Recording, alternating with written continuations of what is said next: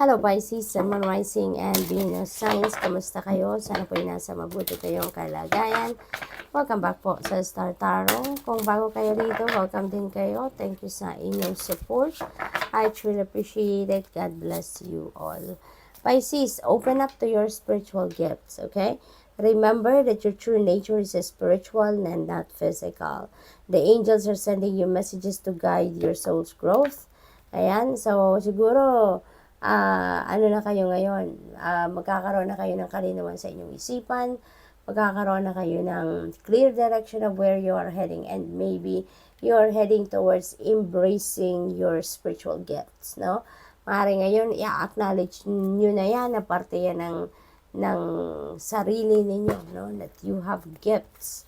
What else? We have your vibration is rising. This is a time of great spiritual growth for you. You are evolving to occupy a higher energetic frequency. So, napakaganda. Kasi, parang nalilinya na talaga kayo. Maybe you're being aligned now with your destiny, no? So, what else? We have, no, it is not yet time. Sabi dito, this is not the divine right time to take action. Please be patient. The opportune moment is approaching. Okay? Paparating na ang tamang pagkakataon. Pero, hintay-hintay ka pa ng konti. Kasi, huwag ka munang mag-take action sa ngayon. No? Kasi, paparating na ang tamang panahon para dyan. Alright? So, just be patient sa ngayon. Let it go. This situation no longer serves you. Allow me to sever your energetic connections to the past so you can embrace the future. Pisces, maaring ang iba sa inyo sa ngayon, kontrolado pa kayo ng inyong nakaraan. Oh, marami pa sigurong bubog sa dibdib ninyo, nahatid ng inyong nakaraan, kaya hindi pa rin kayo nakakapag-move on sa ngayon. Pero tinutulungan or tutulungan kayo ngayon ni Archangel Michael, no?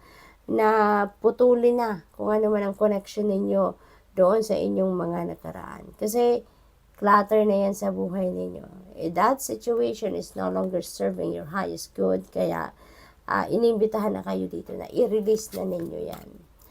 Don't give up on love. A relationship you cherish can be healed.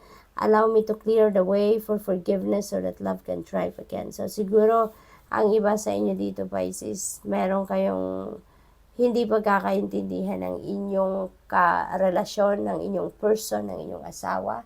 At ngayon, tutulungan kayo ni Archangel Michael, no, na maayos ang inyong relationship, magkapatawaran at buhayin muli, no, ang inyong pagmamahalan sa bawat isa. The way forward is open. You're not trapped. Possibilities and opportunities abound. I will guide you to personal and spiritual freedom. Ayan, tutulungan kayo ni Archangel Michael dito para sa inyong personal at spiritual na kalayaan, ano? Kasi maaaring ang iba sa inyo, you're feeling trapped. Feeling ninyo powerless kayo, yung ganun. Pero ang totoo, hindi naman, 'di ba? Nasa isip niyo lang 'yon. Prioritize your self-care. You do so much for others. It's time for you to experience the love you deserve and let others help you. Okay?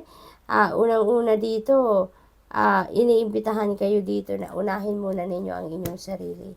Alagaan ninyo ang inyong sarili muna bago kayo mag-alaga ng iba. Kasi paano kayo makakatulong or makakaalaga ng ibang tao if yung katawan ninyo ay mahina, katawan ninyo ay hindi healthy, katawan ninyo ay hindi nyo rin naaasikaso, hindi ba? Kaya dapat take care of yourself muna, no? And you can take care of other people. Or habang, di ba, while you are taking care of other people, huwag ninyong i-neglect ang sarili ninyo and take care of yourself as well while you are taking care of other people. Okay?